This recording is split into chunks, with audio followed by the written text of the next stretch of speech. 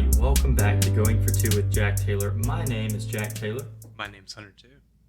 And this is week 4 of college football season.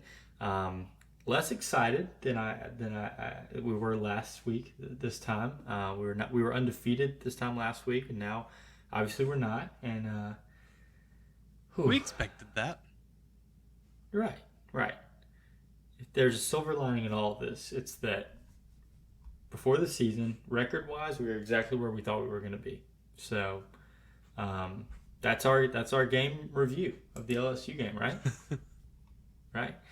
So yeah, just like every week, we're gonna do a little bit of a review of last week, what we want to talk about, and then South Carolina preview is actually going to be pretty slim because it's pretty simple. Like, if we don't have an offense or a defense, the game's going to look really bad. So we'll do a very, very slim preview of that one. And obviously, then we'll get into our Pick'em Instagram questions. Before we get into any of that, since it's going to be slim pickings for this episode, we decided we'll go extra long on the AI motivation. This is how long they usually are, by the way. Yeah, I'm just looking at it in a different format. So here we go. So do we want to tell whose point of view it's from? Yes, this is Chris Jans giving a motivational speech to the football team. Okay, sounds good. That's a little cross-sport motivation here. Let's get started. Hey guys, I know you're feeling down right now. I know you're disappointed in yourselves and your performance. I know you're frustrated with the way things have been going this season, and you have every right to be. But let me tell you something. You're not losers, you're not quitters, and you're not failures. You're bulldogs. And bulldogs don't give up. Bulldogs don't back down. Bulldogs don't let anybody tell them they can't do something. You have a lot of talent on this team. You have a lot of heart on this team. You have a lot of potential on this team. You just have to believe in yourselves and in each other. You just need to play with passion and pride. You need to play like bulldogs. Look, I'm not here to tell you how to play football. That's not my job. That's not my expertise. But I can tell you how we play basketball here at Mississippi State, and maybe you can learn something from us. We play fast and aggressive. We play with tempo and intensity. We play with confidence and creativity. We play with joy and fun. We don't let our opponents dictate the pace or the style of game. That's absolutely true. We don't let our mistakes we don't let our setbacks or mistakes affect our attitude or effort. We don't let our doubts or fears stop us from taking risks or making plays. We play to win. We play to dominate. We play to make history. That's how we play basketball here at Mississippi State. And that's how you should play football here at Mississippi State. You know what they call me? They call me the dentist. Why? I drill my opponents with precision and skill because I make them feel pain and discomfort because I extract their hopes and dreams. Dentists don't do that. That's what I want you to do on the field. I want you to be the dentists of the SEC. I want you to drill your opponents with speed and power. I want you to make them feel fear and despair. I want you to extract their pride and dignity. You have a chance to turn this season around. You have a chance to prove yourselves to the world. You have a chance to make a statement to the SEC and the nation. But it starts with you. It starts with your mindset. It starts with your attitude. You have to want it more than anyone else. You have to work harder than anyone else. You have to fight harder than anyone else. You have to be bulldogs. So what do you say, guys? Are you ready to play like bulldogs? Are you ready to show everyone what you're made of? Are you ready to make some noise in the SEC? If you are, then let me hear you roar. Let me hear you roar like bulldogs. And remember, if you ain't a dog, you dog food. Thanks, Coach. Thanks, Coach Jans. I appreciate it. It was like he was really here. I had the voice and everything. It's like I was at a Bowling Green Applebee's. Yeah. So back to unfortunate events. The LSU game happened. That's for sure. Yeah. 41-14 LSU. Yeah. And it didn't. That doesn't even seem to tell the story of the game. Like it felt like it could have been 90-0, and I wouldn't have been surprised based on how I felt after that game. LSU had 530 total yards of offense. We had 201. Stats that we beat them in: punting yards. Probably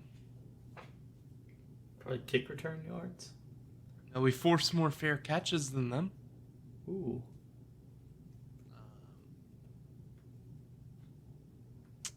yeah, that's where the list ends. So yeah, this game happened. Jaden Daniels went out there and he probably would have had close to the same stat line going against Air. Um, Mm-hmm. this didn't expect to start on the defense, but Brock isn't doing something right. Like Yeah. the pieces he has are not that much different. I, I don't know. Malik Neighbors, 13 catches for 239 yards and 2 touchdowns. Like if that was just Jaden Daniels like throwing stat line, like 13 completions for 239 yards and 2 touchdowns, that would have that's a good day out at the yard. But that was just to one of his receivers. Um, man, Yeah, yeah. Not good. oh man, Jaden It, Daniels. I don't know if you saw this, but set a LSU record for completion percentage in a game. That's just nuts. 90% or something like that. yeah, and it's not even like these issues happened from them being on the field too long. No, It I mean it was was from the first possession on. yeah. I don't know. I guess this can be like the first part of what changes need to be made. I need Arnett to take back over defensive play calling.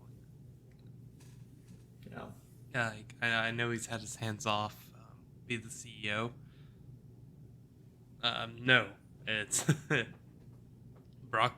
I guess isn't ready for that. Either that or players just aren't like that. But right. it's not good uh, at all. We I can't mean, pressure. We can't do anything. We can't pressure and we can't cover. yeah. Tell me, who all did we lose from our defense last year? Obviously, Forbes, um, Jalen Green at safety, Tyrus Wheat. Is that are those the main three? I think so. I mean, Like obviously I'm we're pretty missing. sure. Obviously, we're missing Forbes. Forbes would have made a big difference Harris on Wheat Malik was our only Neighbors. semblance of pass rush. Yeah. Um, I mean, I just it doesn't seem like it should be this big of a difference from And last year to this year. I know we did lose a first rounder. Obviously, Forbes is a dog, but I just feel like we should be better. We should and be we more watched competitive. the Sela game and we were like, wow, this defense is slow. Yeah. It's looked slow since the first game. I know we Right. didn't say anything about it because we're like, okay, we're not really gonna knock on the Sela game, but Yeah. heck, it's been 3 weeks of it. Hmm. Looks slow against everyone. And they made a believer out of me in the first quarter against Arizona, maybe the first half against Arizona with, 4 turnovers in the first 4 possessions. But I mean that was just Jaden DeLar being really bad for the first quarter. Um, I don't really know how much we can take from that. Uh, I don't know. It was a very disheartening game. So yeah, I'm glad we were on the road while this was happening. yeah, Because I went back and like watched a little bit of it. I'm glad I didn't watch the full game. But yeah, wow, we still can't block anyone. It seems like, um, yeah, we need to yeah. make changes to our offensive line. We need to make changes to our defensive line. I don't know how we do not have a pass rusher.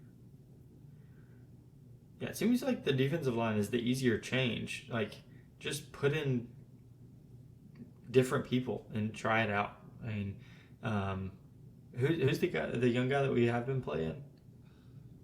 You know his name? There's been a few, but everyone's Okay. halfway injured on this team. Yeah. We can't bring pressure defensively. We can't stop pressure offensively. Changes need to be made to both of these lines, and it's part of our team that we thought was going to be the strong suit, or our two lines, and they're among the weaker parts of our team. Um, it's really bad.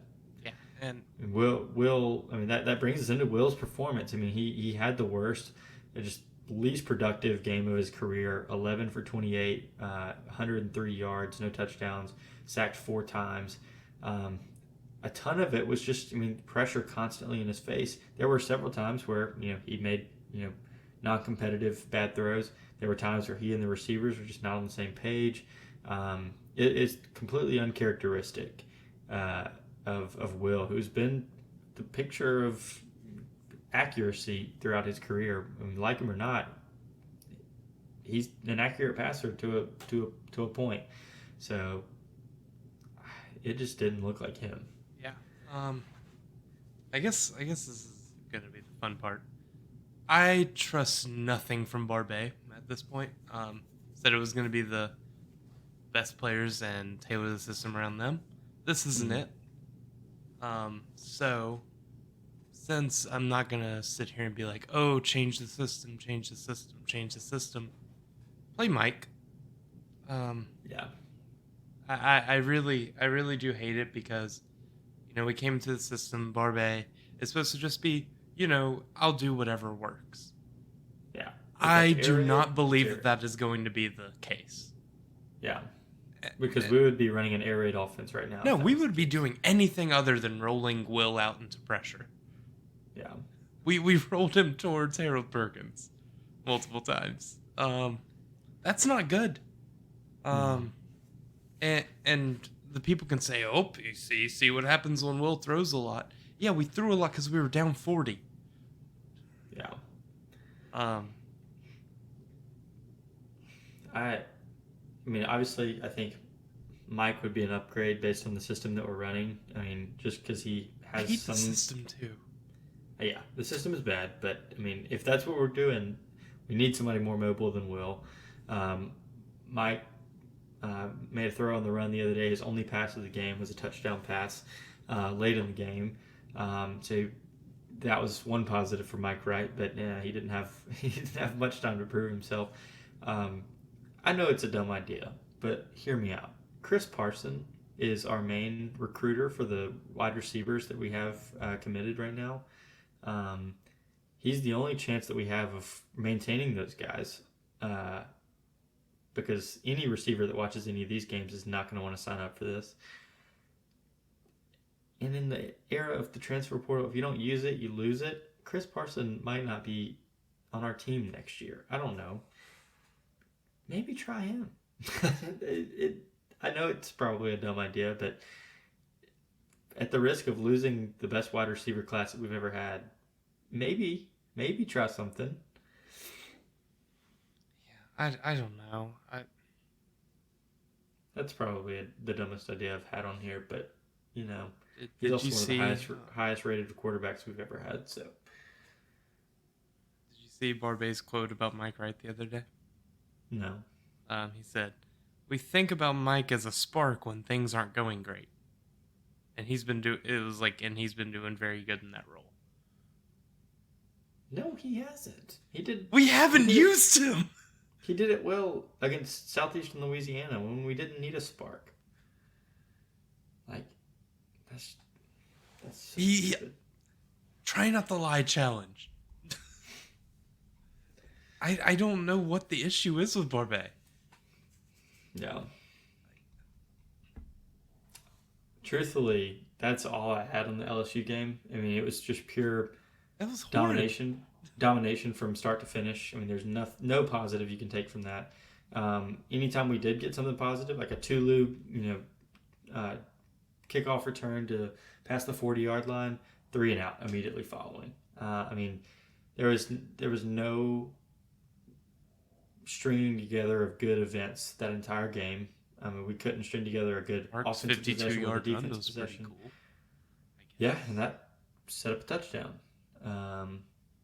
which was pretty awesome. And then couldn't do anything after that. So, yeah, it was really, really bad. It was disheartening, and it is the closest thing to I mean, I guess 2020 was bad, but that year didn't count. So, I mean, this is like 2019 all over again. Like, just nothing fun going on offensively or defensively for that matter. Um, so yeah, I guess that'll bring us into our little shell of a South Carolina preview that we have here. Um, it's really not much, but I wanted to start off with cool little Shane Beamer Mississippi State connection that I found out about. Had no idea this was a thing, but you sent it to me.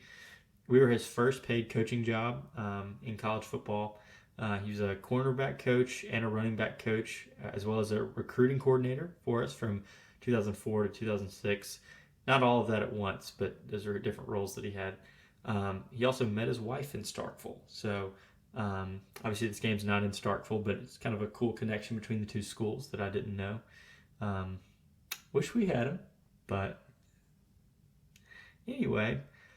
Uh, yeah. What else you got on South Carolina, Hunter? Because this is just a fascinating preview. Yeah. Xavier Leggett, he's second in the SEC in receiving yards behind Malik Neighbors. Um, Speaking of guys who we wish were at Mississippi State, Spencer Rattler's been really good this year. Third in passing yards behind Jaden Daniels and AJ Swan. Yeah. Swan has an extra game in there, but Rattler's been kind of crazy. Yeah. I mean, I know they're like, are they 1-2? Yeah. Or, that schedule isn't fair, and it's not like halfway over. Right. Yeah. Honestly, take away the 9 sacks, which that number still seems fake against North Carolina. Um, in that game, he still threw for like 350 yards or something. Um, I mean, that's really the big knock against him is that he's been sacked 13 times and 9 of them were in one game, and that's not his fault. I mean, he's a mobile quarterback. He can get away if he has time, but he just had no protection at all. But it seems like that line has gotten better. He was only sacked 1 time against Georgia this past week, and they made that game pretty close. Which I did check. We're not a top five. We're not a top five or top 10 team.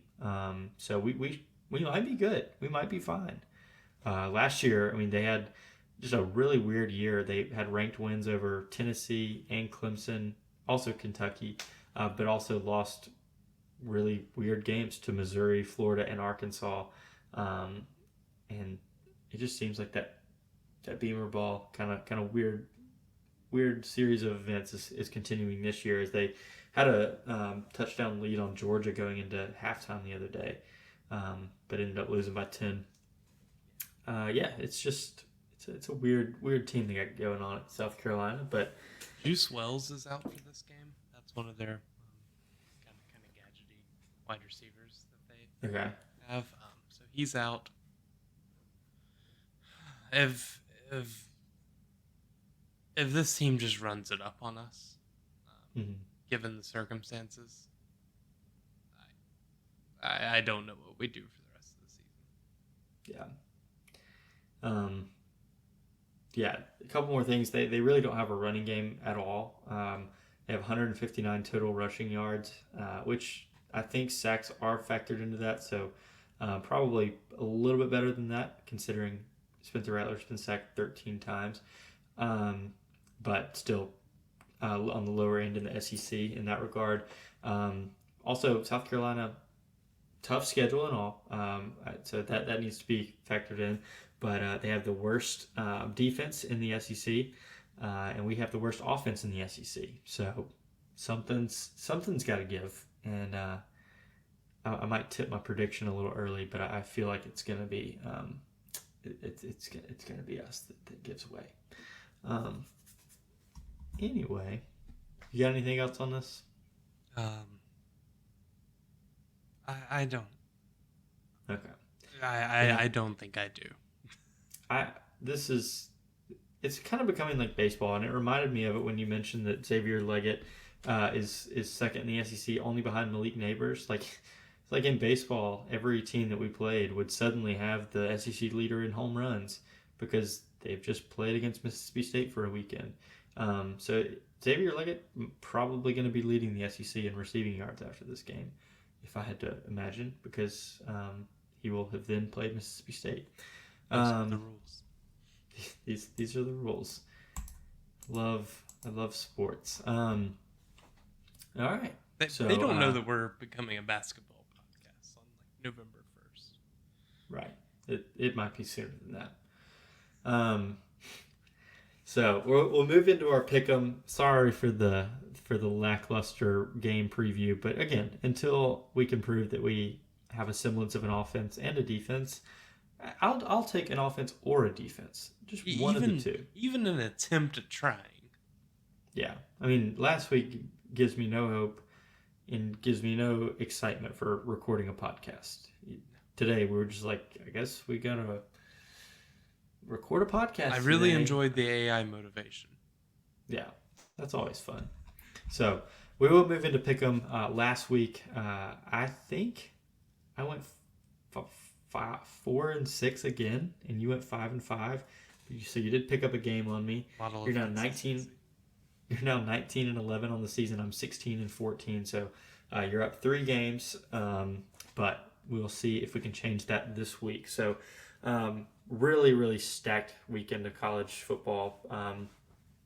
Especially our SMU TCU game here that we'll talk about in a little bit. But yeah, let's get started on these picks. Game number 1 is going to be number 4, Florida State at Clemson. So why don't you start us off? Who you got in this game? I'm gonna take Clemson here. They've been really quiet after that Duke loss. Just killing teams. I know who the teams have been, but Florida State last weekend with Boston College. Yeah. Kind of only won because of the refs at the end. Boston College probably pulls that one out there if that call goes different, or has a chance to at least. Things always go weird when they wear those red bandanas in Boston College. But I think Clemson may have been written off too early. They're still good at both lines of scrimmage. The only issue is they have no playmakers. So I don't know how that one's gonna work. Yeah. But yeah, I'm taking Clemson. Okay. I'm gonna take Florida State. That I remember a couple of years ago Clemson going to Boston College and almost losing a game when they were number 1 in the country and they were still the big bad Clemson. So I understand that like games at certain places just are trap games, and Boston College seems to be one of those. I'm still going to rely on the game that I saw Florida State play against LSU. That team is still the image in my mind, and I think they can be that here at Clemson. So I'm going to take Florida State in this one. Just hoping that they can get back to that team from week 1. All right, next game, we're moving into the SEC as both of these teams are making their SEC debuts this week. Auburn at Texas A&M, and Auburn's wearing a brand new uniform combination. All white uniforms, just like always, but with an orange face mask. Whew. Crazy. Keep in mind the orange face mask has been on their home jerseys for quite a bit. Yeah. New look for a new era, Hunter. New era. So stupid. All right. I'll pick this one first. I am going to take Texas A&M.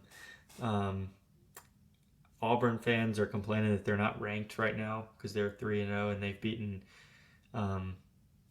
Cal, right? And some other and UMass and Samford. That would be a really good baseball non-conference. No, it wouldn't. It would be decent. Okay, Cal is carrying the load. Samford's okay. Yeah, I guess you're right. Colton Ledbetter clears. Yeah, I'm taking Texas A&M. Their loss to Miami proved to me that they're not, probably not an SEC West. Probably not going to win the SEC West, but I think they can beat Auburn. Auburn kind of stinks. Yeah. I'm kind of back in on A&M. Connor Wegman's really good. They can score points quite easily, which is a little bit scary. But yeah, I'm going A&M here. Okay. So we agree on that one. Moving into game number three is a game that a lot of people are looking forward to. It's probably going to be one of the most watched games this weekend. Number 19, Colorado at number 10, Oregon. Um, yeah, why don't you take away this one? Yeah, Colorado. Everyone watched their game against Colorado State last week. Um, that was really weird. Colorado State is like quite bad, and Yeah. that game was just weird. But I mean, regardless, I'm going Oregon here. Bo Nix is love. Bo Nix's life, um, as we've been saying for the past few years here. Yeah. Every time. You know, I really do enjoy what Coach Prime is doing. He has his team actually practicing on a field, which is just shows like the level of detail that he puts into his program. They're practicing on a field. Not many coaches that you find in any level of football are going to have their team practicing on a field. It's just crazy that they're practicing on a field. Who else is doing this? Coach Prime is insane, but I'm Changing still the going to game. take. He's changing the game. I'm going to take Oregon in this one because I think they're one of the other few programs that are practicing on a field. Um, but yeah, I mean, Colorado, they're way. I'm gonna admit they're way better than I thought. So, Coach Prime, if you're listening to this, I doubt it, but I'm a believer now. But that you're not gonna beat Oregon. I'm sorry. He's gonna take it personally. It's personal now. All right, so we're both taking Oregon there.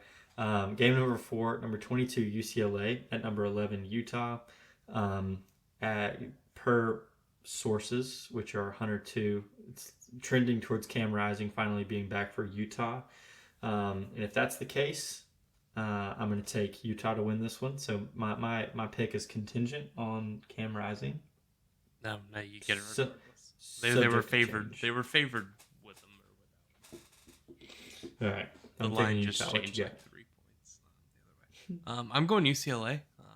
I like Chip Kelly, and I like got? how Oh gosh, quietly 3-0 UCLA is. I forget that Chip Kelly's still there. Like I just quite enjoy how quiet UCLA is. Yeah. All right, sweet. So that's our second disagreement on this one. Maybe we'll have another one here. Game number 5, we have number 15 Ole Miss traveling to number 13 Alabama. Couple days removed from the anniversary of their last win against Alabama and their last win in Tuscaloosa, when Chad Kelly took a fumbled snap and threw it up to Quincy Adebojo. And are they going to do it again, Hunter? Um, I don't want to be the person that's like, oh, it's Alabama when they're down. That's when they get you, because that's cliche and everything. Um, Mm-hmm. but people have been watching Ole Miss too, right? Mm-hmm. They're down as well. Yeah. They've been doing these stupid late covers of games, Yeah. which I understand. Alabama was just in 10-3 game for like forever against South Florida. I truly understand.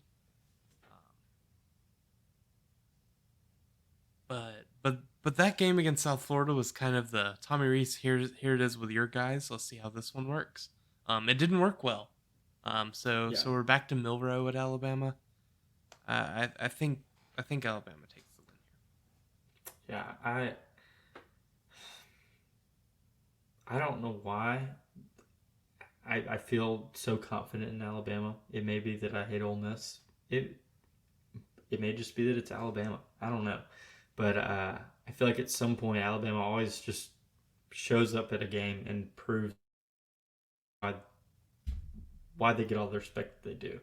Um, it's usually against Mississippi State, and I hate that. But this time I think it's going to be against Ole Miss. So get your popcorn ready. But yeah, I think I'm going to take Alabama as well. All right, game number 6, we have number 14 Oregon State at number 21 Washington State. Two very, very good Pac-12 teams this year. It seems like every team in the Pac-12 is really good.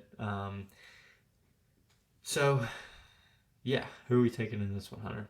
I'm going with Cam Ward and Washington State here.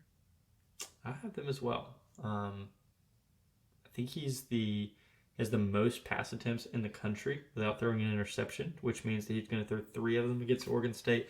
But I still think they're going to find a way to win. That what is it? What city do they play in? Pullman? Is that right? Yeah. Would you like to Pullman say Magic, baby. Oregon State's quarterback's name? DJ Owanglole. Oh, we took off the last lay on there over the offseason. Yeah. See, I I'm anti changing players' last names. I just feel like that's insensitive. We I studied we to got have it it from right Kirk that one night. Herbstreit. You bet me I wouldn't say it, and then it became mainstream to just get it wrong. It's kind of crazy. We had it right. We had it right. So we agree on that one. Washington State beating Oregon State. Moving on to game number 7. We have number 6 Ohio State at number 9 Notre Dame. I might have spoken too soon about the Colorado Oregon game. This might be one of the most watched, if not the most watched. So I'll start us off with this one. I'm going to take Ohio State to win this game. I know they're not the juggernaut that they always have been, but maybe they'll find it this week. I'm going to say they win. Yeah. I'm gonna take Notre Dame here. I think they have the advantage everywhere but wide receiver. Yep. Um, it's kind of Do you crazy. think this is a Heisman? This is a Heisman game? Yeah, yeah. This is. Yeah. I mean, This might be Bo the Nix Heisman also game. has a chance. Yeah. There's gonna be tons of eyes on Bo Nix. Right. I mean, heck, Jackson Dart. This I week. hate that. I mean, serious. Like, It'll be and hilarious if he goes to New York and Matt Corral never did. yeah, I mean, Shadur as well. He goes in there and has a big game and takes Yeah. down Oregon. Like that's tons of statements could be made here. I mean, Marvin Harrison Jr. go out and have a big game against Notre Dame. Yep, you're right there. Mm-hmm. The Heisman it's good. Yeah. Contenders will be made this week. Right. All right. So games 8 and 9 are just as good as the first 7. Start us off with number 24 Iowa at number 7 Penn State. Who you got in this one? Rapid fire. Penn State, I think they're the best team in the Big Ten. Okay. I'm also going to take Penn State. Game number 9, we have SMU at TCU. Why Long is this awaited. game on here? Yeah, I'm going to take TCU in this one for some reason. I'll take Akron. All right, game number 10, America's game of the week. Mississippi State travels to Columbia to South Carolina. Man, this is a stinker. This is just the worst. Start us off. Who you got? I have South Carolina. Mm-hmm. I do as well. Let's just real quick do an offensive and defensive player, and let's never talk about this game ever again. Okay. Unless we win. Fair. Offensive.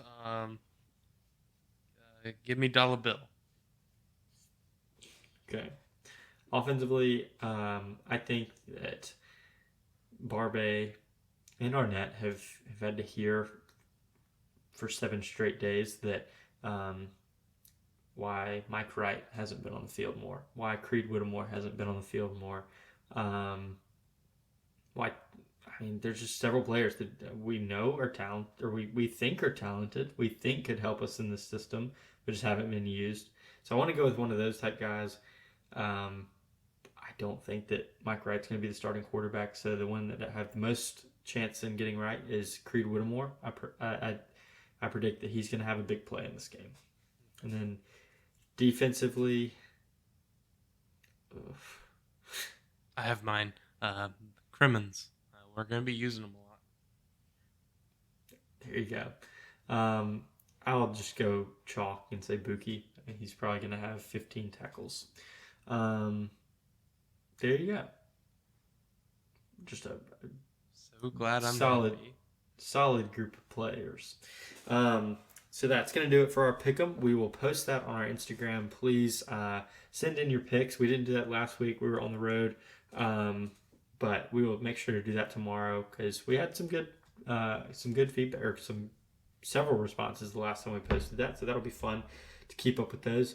And yeah, let's move on to our Instagram questions, which we also had several responses on those. So let's get to them here.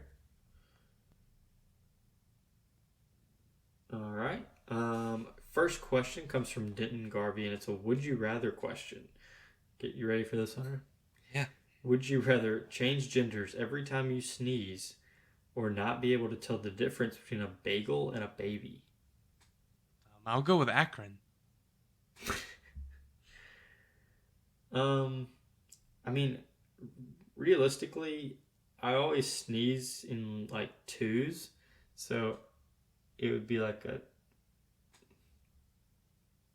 no change really.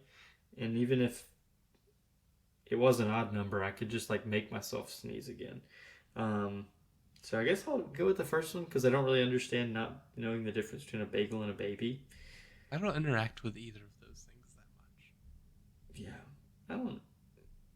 I'd probably be safe either way, but I'll take the sneezing thing. All right. Somebody said I know somebody with an iPhone didn't post this. That's crazy. You should be offended by that, Hunter. I'm not. All right. Brooks Taylor asks, do you expect any changes to help get a better pass rush to the QB? Maybe I don't playing expect it. teams with worse offensive line would be Yeah. what would help. I don't expect a change. I would sure like one though. That would be really fun. Brooks also asks if we have a poor season, will Selman have to make a change? This wasn't his hire after all. Personally, I do not think that the change will be made this off season. I don't think. I think if it's a poor season, 5 wins, 4 wins, a change will be made. It's not like there's money wrapped up in it. Head coach? Yeah. I don't know. I think we may go new coordinators. Why are we gonna let Arnett hire them again? I don't know. Seems like we now have a competent athletic director that might could help. I'd rather have him hiring a head coach. Probably so, but I don't think we'll make a change after one season. And then Brooks Taylor, his last question here: is it crazy for people to be saying fire the staff right now? Probably. I'm getting so, close on the dual offensive line coaches. I don't think we need both of them. Yeah. Who thought Will Friend was a good idea? Well, the guy that you want to let hire both coordinators again. I don't want him to do it by himself. Well, how do you think the former tight end's going to help that much? I mean, I feel like he can do better than Bracky Brett was doing. I don't know. I mean, everything Silman's done up to this point has been solid. So that's why I don't expect him to. Never mind. All right, Duncan Helms asked this last question: what happened to Will? Got anything on that one? He might hypothetically have been a system quarterback. Hypothetically speaking. Nothing concrete here. That's a bold take. But he might have been a system quarterback. All right, well, that's going to wrap it up for Instagram questions. It's also going to wrap us up for this episode. Thank you guys so much for listening. We will be back, win or lose, next week. Except if we lose like we did the other day, we probably won't be back for a while. No, we'll be back. We'll be back. We'll always be back during football season. Baseball season, That's when we just hang it up after Three a while. month 3 month leave just happens in baseball. But yeah, thank you guys so much for listening week in and week out. Can't thank you enough for that.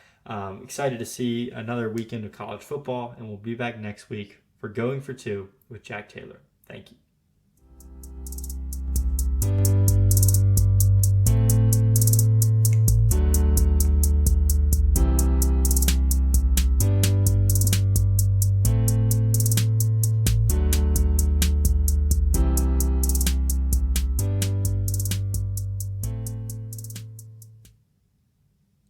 Welcome to the Going for Two after show. Today's My name's topic. Luke Meyer.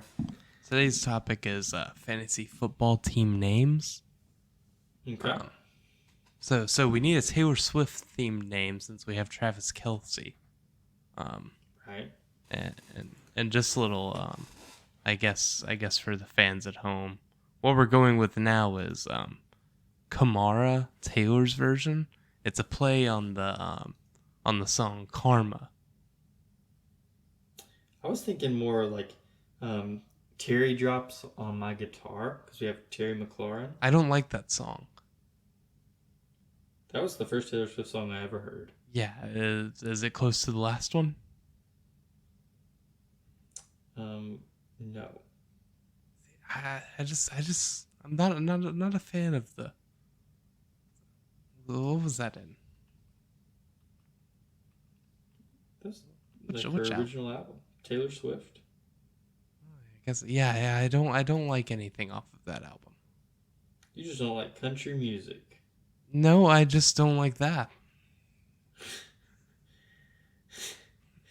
You're a simple man.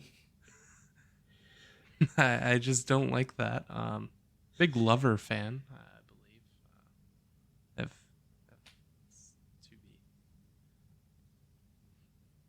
to be believed. Cruel Summer's quite good. Maybe Cruel Brian Robinson. Cruel Jerome Ford. Band-Aids don't fix bullet holes, Brian Robinson. Ooh, that's pretty solid. That has a yeah. Thanks for listening.